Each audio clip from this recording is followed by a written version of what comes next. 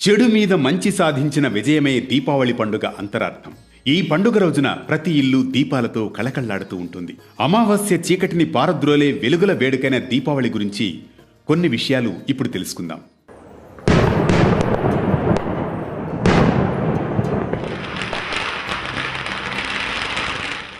ఆశ్వయుజ బహుళ త్రయోదశి నుంచి కార్తీక శుద్ధ విదియ వరకు 5 రోజుల పాటు దీపావళి పండుగను జరుపుకుంటారు.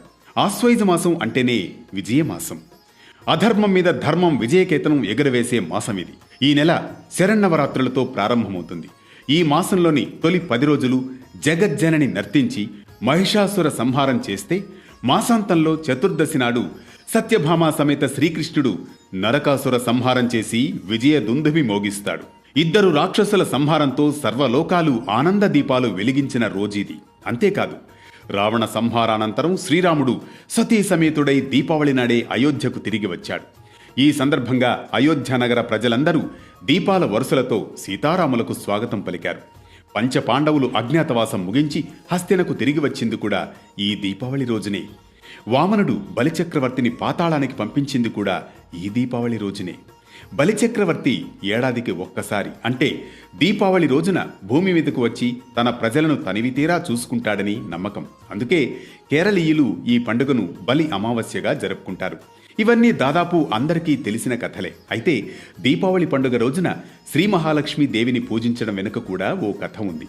ఒకసారి దూర్వాస మహర్షి ఇంద్రుడి వద్దకు వెళ్ళాడు. ఇంద్రుడు దూర్వాస మహర్షిని గౌరవించి అతిథి మర్యాదలు చేశాడు.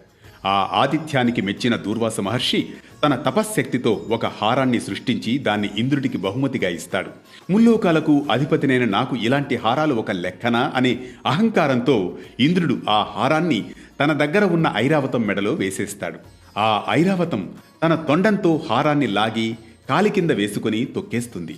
అది చూసిన దూర్వాస మహర్షి ఆగ్రహంతో, నీకు ఈ 3 లోకాల ఆధిపత్యం ఉందనే కదా అహంకారం, అది పోతుంది పో అని శపిస్తాడు. దాంతో ఆధిపత్యం కోల్పోయిన ఇంద్రుడు శ్రీ మహావిష్ణువు వద్దకు వెళ్లి తన సమస్యను చెప్పుకొని పరిష్కారం అడుగుతాడు. అప్పుడు శ్రీ మహావిష్ణువు ఒక జ్యోతిని వెలిగించి దాన్ని శ్రీ మహాలక్ష్మి స్వరూపంగా తలచి పూజించమని సూచిస్తాడు. ఈ సూచనల ప్రకారం అమ్మవారిని ఆరాధిస్తాడు ఇంద్రుడు. దాంతో శ్రీ మహాలక్ష్మీదేవి సంతోషించి ఇంద్రుడికి 3 లోకాల ఆధిపత్యాన్ని తిరిగి వచ్చేలా చేస్తుంది. అప్పుడు ఇంద్రుడు శ్రీ మహాలక్ష్మిని, తల్లి, నువ్వు కేవలం శ్రీహరి వద్దనే ఉండడం న్యాయమా? నీ భక్తులను కరుణించవా అని ప్రశ్నించాడు.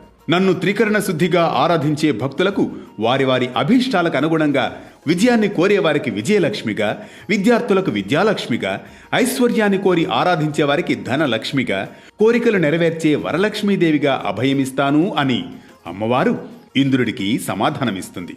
అందుకే దీపావళి పండుగ రోజున దీపం జ్యోతిః పరబ్రహ్మ, దీపం సర్వతమోపహం, దీపేన సాధ్యతే సర్వం, సంధ్యాదీపం నమోస్తుతే అంటూ సాయంత్రం సమయంలో దీపాలు వెలిగించి శ్రీ మహాలక్ష్మీదేవిని ఆరాధిస్తారు.